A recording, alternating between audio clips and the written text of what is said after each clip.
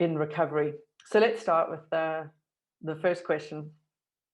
There's this huge box of Ferrero Rochers in my pantry that a friend gave me 2 weeks ago, and I cannot stop thinking about it. It's like there's a demon in my pantry. I keep hiding it in new places to try and forget about it, but every afternoon I have these fantasies about eating the whole box. It's one of those things that I just can't have one of.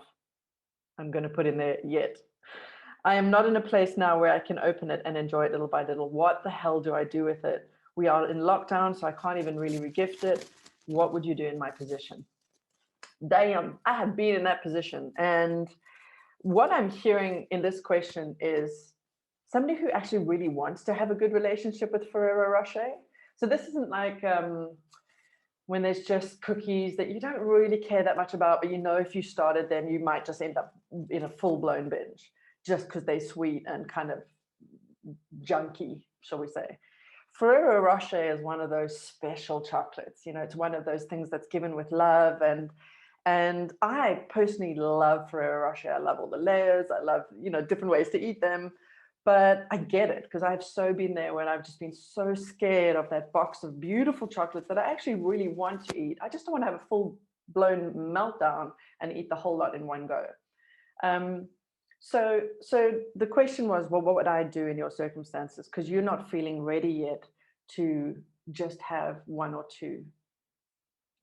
If I wasn't feeling ready yet, then I think the best thing to do would be to give them away. You know, if you can't re-gift them, give them to somebody on the streets. I mean, or the next door neighbor or something like that. I mean, lockdown and all things considered. However, I'm going to challenge this because if you know anybody doing the work with me and you're leaning into this idea of radical permission, which is essentially means that we're saying, I am allowed to eat the Ferrero Rochers. Do I choose to? And if I do, then I'm going to do a tummy check-in and get a clear signal on how much. If you're feeling, actually, damn it, I want to build this relationship and I'm going to take a chance, I'm going to take a risk. Remember when we're leaning into foods that have been scary, and we know that we actually want to build a safe and comfortable relationship with those foods because we actually legitimately really enjoy them, then whenever we're starting to try, we're taking a chance. And that's why I work on the principle that recovery is slow and it's bumpy and a bit messy. Why? Because in order to truly be free, we have to feel comfortable around Ferrero Rochers or pizza or whatever the food is for you. And at some point, you're going to be feeling it's time. I want to take this on. I want to rebuild my relationship with this food. I want to actually taste it to see if I actually enjoy it. I want to get a sense of what it feels like in my body and what the repercussions are. And I want to be able to eat it in the quantities that are right for me and that that it wouldn't scare me to have them in the house. That's the goal, right? Because you can be recovered, but always living in the safe zone. But then it's very dangerous the minute you step out of that. And what I'm asking of the people who work with me is that we learn to push that safe zone. Now, you don't have to do it today. You don't have to do it with this box of Ferrero Rochers. But I can hear that you want to have a good relationship with them because they're just so damn delicious. And when you're ready, this is what I would do. I would be clear that I'm wanting to build a good relationship and that I want to be able to just have one or maybe two and just find that divine and move on with my day. So I'll tell you the way I came to be able to do that. And you can choose to use that idea or not, or just come up with your own strategy and give it a try. First up, when we're tackling these scary foods, it's really good to do it in a space where you've been really nourishing yourself with powerfully nutrient-dense foods so that your body's already in a place of having the nutrients it needs. It's not in a place of major hunger. And so if you've been feeding yourself quite well, if you've been getting better at feeding yourself and keeping the food in, or not overtraining to try and remove the excess calories, if you feel like you're actually in a relatively good space of health, this would be a really good place to start practicing with these foods. So if you were to say, right, this evening I'm going to give Ferrero Rochers a go, what I would say is, great, well, make sure you get a really nutrient-dense breakfast. When you check in with your tummy and it giving you the signal of what it wants, choose the best quality, most rich, glorious, most organic, most wonderful, like invest in that meal, that it's going to be full of beautiful nutrients. Same thing at lunch, if you're a breakfast eater. And then same thing at lunch. Have a really, if you like a salad for lunch, have the most delicious salad with the best olive oil and the best sourced deep rich greens, because I want your body to be so satiated with nutrients that it's really calm. Because when we come to that, let's say you decide I'm going to try Ferrero Rocher after dinner, you get to dinner time again, calm, deep breaths, checking in with your tummy. What does it feel like? Okay. And then you have the most nourishing dinner you can think of. Powerfully flavorful, things like garlic and ginger and chili. These things are really good for us. And they're so satisfying. And we get such an intense satiation, satiety. No, not satiety. We get a real sense of, what is the word I'm looking for? Maybe it was satiation. I don't even know if that's a word. Anyway, please excuse me. Brain dead today.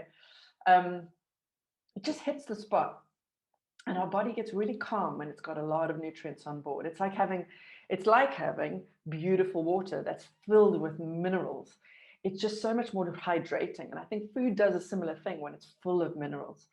So you've built up to this by having 3 gorgeous, nourishing meals full of nutrients, that not too much, not too little, because you're checking in with your tummy and you're really getting good at that now.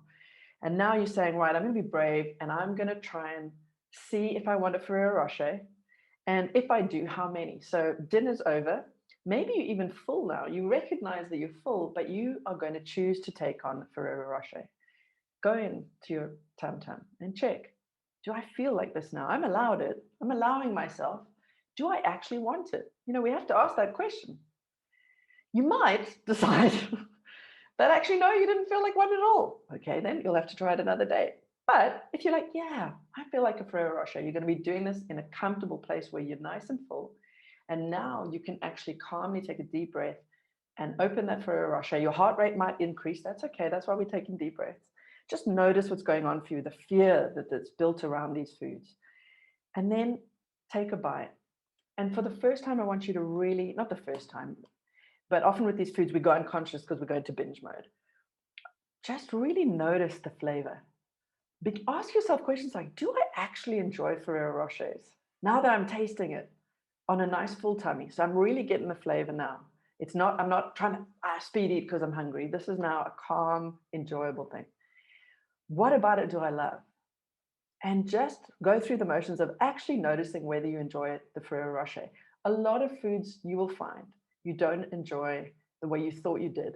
But some of them, and Ferrero Rocher is one of mine, I still love them. So that's great. Now, what's probably going to be happening, actually, even just talking about it, my mouth is watering. Because there's a habit of just go, go, go, go, go until it's done with Ferrero Rocher. That behavior pattern that's been repeated so many times, it's still, your brain's going to want to start activating that. And you're going to feel your heart rate increase. You might feel some energy in your body. Just do your best to stay really calm, deep breaths. Check in with your tummy. Do I want another one? And if you do, have another one. Chances are, if you are well nourished and also full, not stuffed, full, chances are you'll be able to be more present and you'll be able to stop because you're not actually hungry. You've just had enough to satisfy the desire for the experience of it, but you're not actually hungry. So it's a lot easier to make that call when you know there's no hunger there. It's a lot easier to be present with the enjoyment of the indulgence of a Ferrero Rocher when you're not hungry.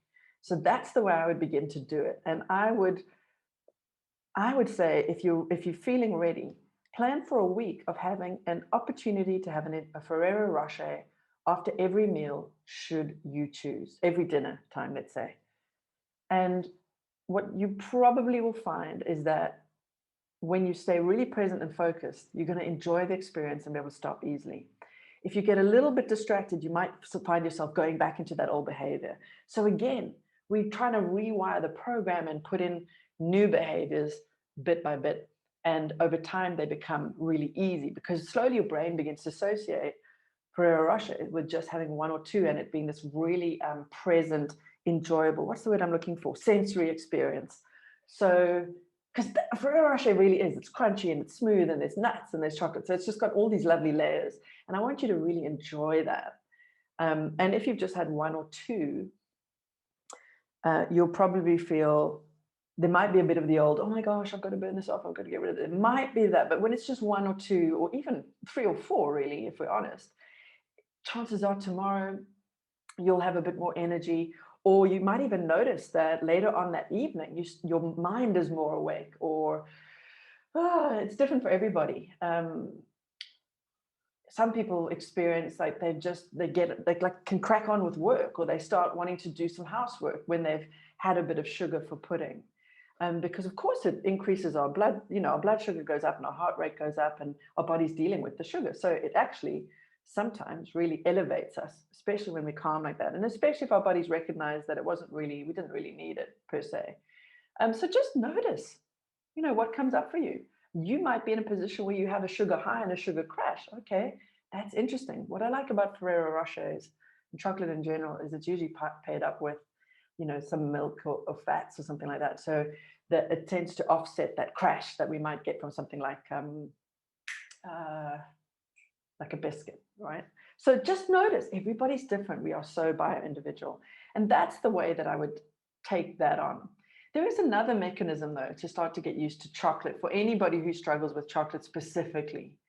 What really worked for me, and this was a bit of an accident that this happened, I was really moving to this place of radical permission. If my body wanted chocolate, I wanted to give it chocolate. But what I did is I invested in the most divine, 70% with a little bit of sea salt, Lindt chocolate.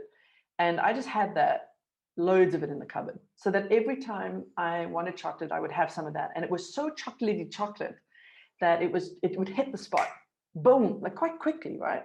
You could even up that. You could take it to 80 or 90%. I just find that a bit bitter for me. And then it's kind of not so enjoyable, because it's not about not enjoying your food. You want to enjoy it when you get the craving. But what I found was, after weeks and weeks of allowing myself a bit of chocolate when I wanted it, and it being such a rich chocolate that I really could only eat so much of it, I got to a point where actually my body got so sick of Lindt d'Or that to this day, I'm struggling with Lindt, that to this day I struggle with Lindt dark chocolate. This is the exact opposite of restriction. It's like radical abundance, so much chocolate every time I wanted it, and a rich, pungent, it's not the right word, nutrient dense chocolate, as tasty, the most chocolatey chocolate you can find. It just got my body to a point where it was like, poof, enough of that. And now I still love chocolates, and I have a little bit occasionally, but I really find that overdosing on it is one of the best ways to not want to eat too much of it anymore. And it's changed my relationship with all chocolate for two reasons. One, dark chocolate. Once you eat a lot of dark chocolate, you'll find that your normal dairy milks just don't seem to have flavor. They just taste very, very sweet, because now your palate's adjusted. And the other thing I think is that cacao is actually just such an intense nutrient, that it's kind of like your body only needs so much of it before it said, oh no, that's good. It's kind of like coffee. We can only have so much coffee before your body starts saying, we've had way too much coffee today. Do you know what I mean? So cacao and coffee being very similar, they have a very similar reaction in the body too. And it makes sense that if you go for a very intense version of that, your body's going to be sick of it a lot sooner. So you can try that, because that will help you then when you start to take on Ferrero Rocher, which is a lighter chocolate. You already have adjusted your palate to notice that it's maybe not as intense, and there's an different enjoyment you'll get. But if you get to that point, the allure that chocolate has may be, it will have dissipated by then. So try those. You can try those strategies. You can go, let's do lots and lots of dark chocolate until I'm kind of sick of dark chocolate, and then I'll try Ferrero Rocher. Or you can do the whole, I'm going to eat nutrient-dense meals and I'm going to plan for it, and then I'll practice. Now, keeping in mind, when you are bravely practicing these things, you might blow out. This is not about whipping yourself and you see it'll never happen for me and I'm never going to make it. This is about saying, you know what, I was brave enough to try, and I'm doing this with purpose and intention, and I'm doing the best I can. And if I lose control and I blow out on this, then I'm going to try again when I'm ready. It's not about saying this will never work for me. It's never going to happen. So amazing question. And you can apply the same strategy to all sorts of foods. My sister's husband currently he just eats an insane amount of cheese. Now he doesn't have an eating disorder, but he just adores cheese. And he's actually got to a point where it's like, no, this is getting a bit too much, because too much of anything can be bad for you, right? And so he's going to try the strategy of getting, instead of buying all the cheeses he likes, he's going to go for the most cheesy of cheese, you know, the deepest, darkest, oldest cheddar, the kind of cheddar that you can only eat so much of it before your mouth's going, whoa. And he still gets the cheese. He's still getting that need met for the cheese, but he won't be consuming as much of it because he's gone for such a rich, intense flavor. You know, so hey, I've not tried that. Maybe it'll work. You know, I'll give you some feedback. But it's an interesting idea that when we go for very, very nutrient dense foods, it becomes almost, your body just can only go so far with it. So you can try that for anything that you're struggling with. I'm sure. I haven't really thought this one through, to be honest. So thank you for that question. Amazing. So many people are going to need those kind of strategies. And again, these are my ideas. These are things that have worked for me and some of my clients. Feel free to strategize around this yourself, you know, and always make it so easy that you can't fail to achieve it. You want to mitigate, you want to make sure you get success in the bag, especially initially. And then you can slowly get to that place where it's just easy peasy, lemon squeezy.